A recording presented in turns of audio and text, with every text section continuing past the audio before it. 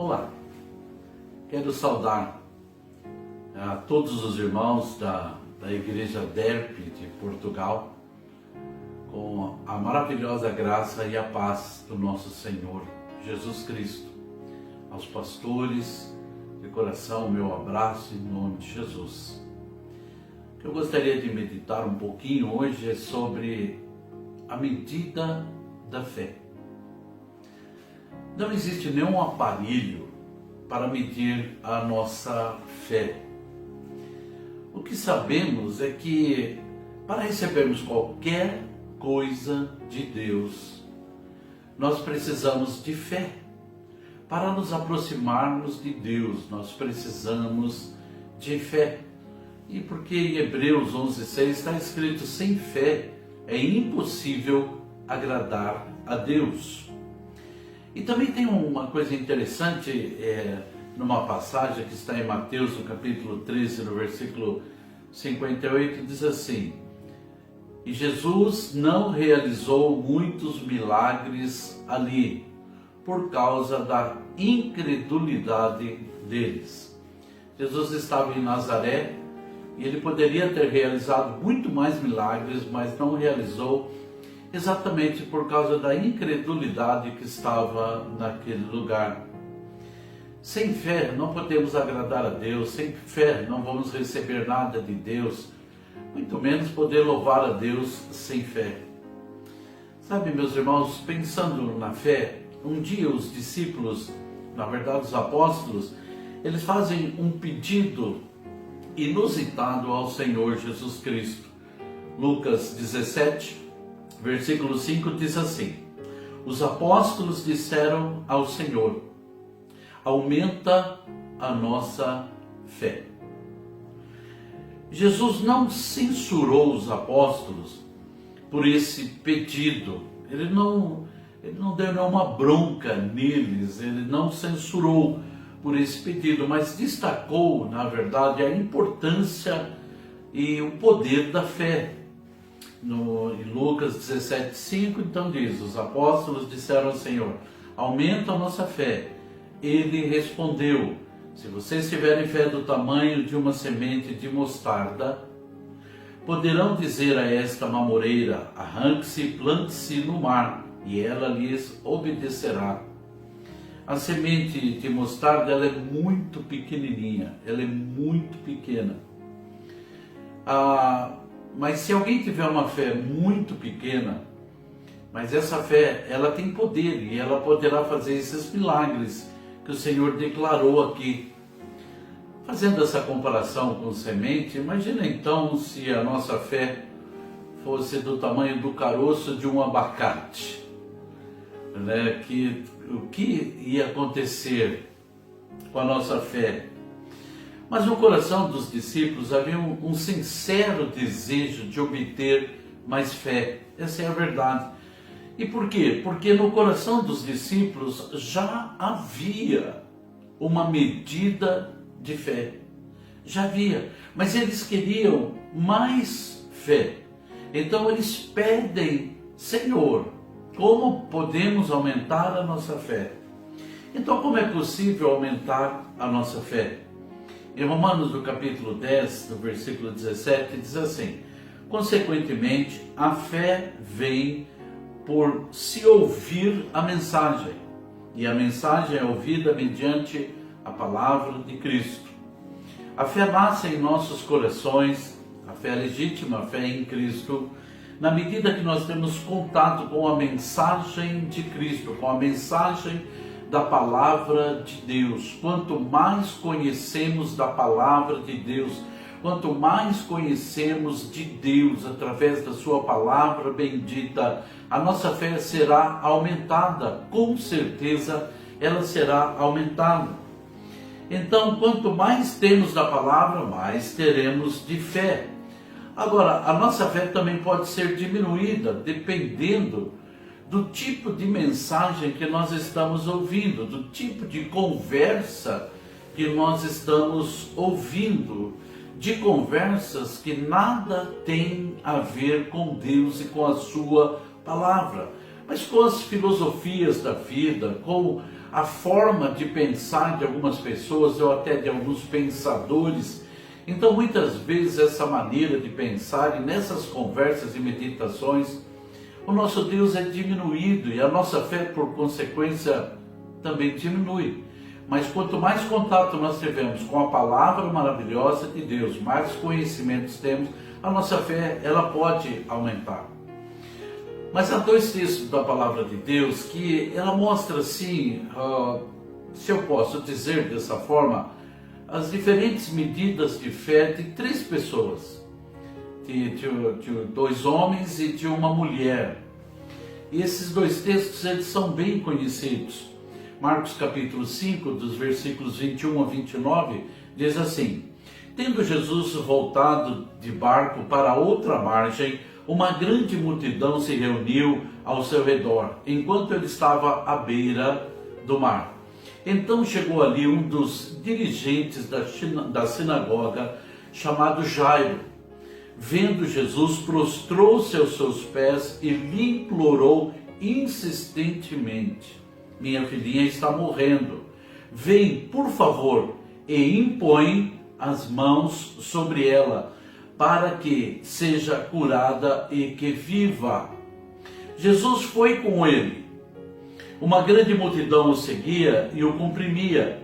E estava ali certa mulher que havia 12 anos vinha sofrendo de hemorragia.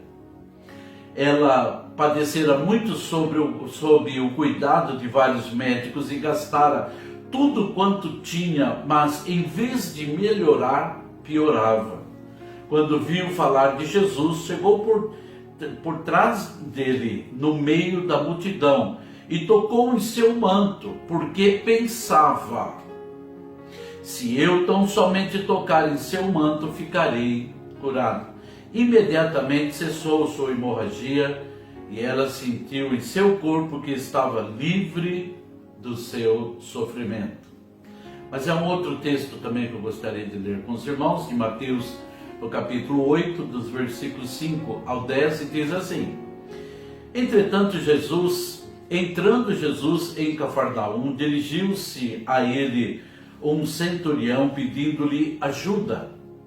E disse: Senhor, meu servo está em casa, paralítico, em terrível sofrimento. Jesus lhe disse: Eu irei curá-lo.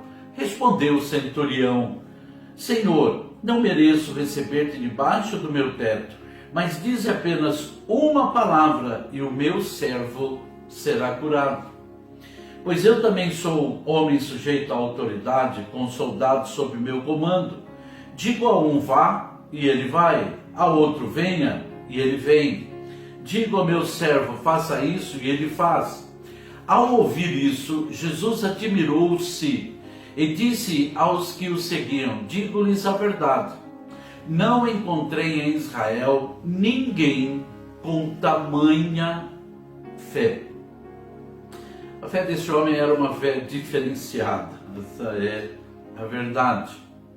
Sabem, meus irmãos amados, no primeiro texto, Jairo, ele tinha uma grande necessidade. Sua filha estava à beira da morte com uma doença terrível, em função de uma gravíssima enfermidade. Mas também havia aquela mulher que tinha aquela hemorragia por 12 anos, aquela mulher que sofreu, que estava fraca, aquela mulher que estava com uma grande necessidade porque gastara tudo quanto tinha com os médicos e antes só piorava. Então aquela mulher também, ela tinha uma grande necessidade. E o centurião também tinha uma grande necessidade. Seu servo estava paralítico, um bom servo, e esse centurião, que é chefe de 100, ele era um romano, e ele tinha 100 soldados ao seu comando. Então esse centurião, que gostava muito desse servo, estava lá com um grande problema, porque esse servo estava paralítico e, conforme a palavra que nós lemos, em terrível sofrimento. Os três precisavam de um milagre, porém cada um tinha uma medida de fé. A medida de fé de Jairo olha só, vem, por favor, e impõe as mãos sobre minha filha. Ele acreditava que se Jesus tocasse na filha dele, a filha dele seria curada. Mas olha a medida daquela mulher que tinha a hemorragia. Se tão somente eu tocar em seu manto, eu ficarei curado. E olha a medida do centurião, de fé do centurião. Basta uma palavra. O Senhor não precisa tocar, eu não tenho que tocar no Senhor. O Senhor não precisa tocar no meu servo. Basta uma palavra e ele será curado. Quem dos três tem mais fé? Bom, Jesus declarou que esse centurião, ele tinha uma grande fé, porque ele viu que nem Israel, pelo menos naquela época, não tinha uma pessoa que tinha uma fé igual a desse centurião, que sequer judeu era. Mas realmente havia uma diferença entre a fé de Jairo, da mulher, e do centurião. Essa é uma verdade. O próprio Jesus declarou que a fé daquele homem era uma fé bem grande, foi a declaração de Jesus. Mas tem uma coisa que é muito importante, e que os três receberam o milagre. Os três tiveram resposta do nosso Senhor Jesus Cristo diante das suas necessidades. Jesus não menosprezou a fé de nenhum deles. Nem a fé da mulher, nem a fé de Jairo, e nem a fé do centurião. Mas havia diferença entre a fé. E quando Jesus compara a fé com um grãozinho de mostarda, é que ele está dizendo, é importante que você acredite, que você tenha fé. A fé dos três, elas foram colocadas na pessoa certa. Seja uma fé pequena, seja uma fé média, seja uma grande fé, essa fé foi colocada no Senhor Jesus Cristo, na pessoa do Senhor Jesus Cristo. Por isso, há uma pergunta para a nossa reflexão. E a pergunta é, em quem você tem colocado a sua fé? Será que você tem colocado a sua fé nos servos de Deus que trabalham na obra de Deus, como os pastores, os missionários? Será que você tem colocado a sua fé em pessoas? Será que você tem colocado a sua fé em coisas? Meu irmão e minha irmã, a fé pode ser grande, como era de centurião, e é muito boa. Mas se a fé for muito grande, mas estiver na pessoa errada, então não vai acontecer nada. A mulher recebeu o seu milagre porque acreditava que se ela tocasse em Jesus, na verdade, se ela tocasse no manto de Jesus, ela seria curada. E foi curada. Jairo recebeu o seu milagre porque acreditava que se Jesus tocasse na sua filha, ela seria curada. E ela foi curada, porque quando eles chegaram lá, a menina na verdade tinha morrido nesse tempo em que ele vai buscar ajuda. Mas o que é isso para o nosso Senhor? Ele foi lá e tocou naquela menina, e aquela menina então não só foi curada, mas como foi ressuscitada. O centurião recebeu o milagre que precisava, porque o Senhor Jesus, depois que ouviu ele falar daquela forma, basta uma palavra, e ele disse, pode ir, o teu servo já está curado. Ou seja, Jesus atendeu os três. Quanto maior for a nossa fé no Senhor Jesus Cristo, no nosso Deus Todo-Poderoso, será melhor, será muito melhor em nome de Jesus. Olha só uma coisa interessante, como que foi que Abraão fortaleceu a sua fé. E fica aqui uma dica para mim e para você. Romanos capítulo 4, versículo 20 diz assim: e não duvidou da promessa de Deus por incredulidade, mas foi fortificado na fé, dando glória a Deus. Como é que ele foi fortificado na sua fé? Dando glória a Deus. Antes mesmo de receber a bênção que ele precisava, antes de acontecer o milagre que ele precisava, ele estava dando glória a Deus, ele estava exaltando o nome de Deus. E todas as vezes que de coração nós engrandecermos o nome do nosso Deus, nós louvarmos o nome do nosso Deus, darmos glória a Ele, oferecermos os nossos louvores de adoração, certamente nossa fé será fortificada por obra do nosso Deus tremendo e maravilhoso. Mas falando em fé, para encerrar, quero deixar para todos os irmãos que estão assistindo uma palavra que o Senhor Jesus Cristo disse ela para Jairo, no pior momento da vida de Jairo. No momento que ele está atravessando uma dificuldade muito grande, onde ele recebe a notícia de que a sua filha está morta. Então, olha só, eu quero deixar essa palavra para você. Marcos capítulo 5, versículo 35 e 36. Enquanto Jesus ainda estava falando, chegaram algumas pessoas da casa de Jairo, o dirigente da sinagoga. Sua filha morreu, disseram eles. Não precisa mais incomodar o mestre. Não fazendo caso do que eles disseram, Jesus disse ao dirigente da sinagoga. E olha, meus irmãos, ele disse ao dirigente, mas serve para você, é para mim, é para todos aqueles que creem em nome de Jesus. Jesus disse ao dirigente da sinagoga, não tenha medo, mas tão somente creia. Tão somente creia. Meus irmãos queridos, crer é o segredo de nós abrirmos as portas do céu, ou, na verdade, crer é o segredo das portas do céu se abrirem para nós. Lembrando do que Hebreus diz, então ele diz que sem fé é impossível agradar a Deus, pois todos aqueles que dele se aproximam precisam crer que ele existe e que recompensa aqueles que o buscam. Então somente creia, meu irmão e minha irmã, porque o nosso Deus é um Deus de milagre. E se a sua fé está depositada no Deus Todo-Poderoso, através da pessoa do nosso Senhor Jesus Cristo, então certamente a tua bênção e a tua vitória acontecerá. Oremos.